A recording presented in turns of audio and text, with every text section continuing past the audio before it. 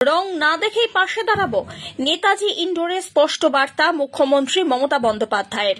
Supreme কোর্টের নির্দেশে যারা চাকরি হারিয়েছেন তাদের সঙ্গে নেতাজি ইন্ডোরে বৈঠক করেন মুখ্যমন্ত্রী মমতা বন্দ্যোপাধ্যায়। তারপরে তিনি চ্যালেঞ্জ করে বলেন, কোনো যোগ্য প্রার্থীর চাকরি যাবে না।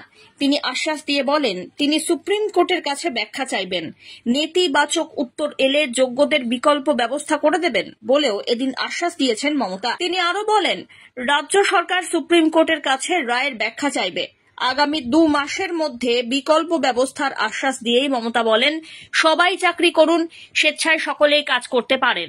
তবে নতুনভাবে পরীক্ষা নেওয়ার আগে যারা এখন পড়াচ্ছেন স্কুলগুলিতে তারা কি করবেন, স্কুল কিভাবে চলবে তার ব্যাখ্যাও সুপ্রিম কোর্টের কাছে চাইবে রাজ্য সরকার।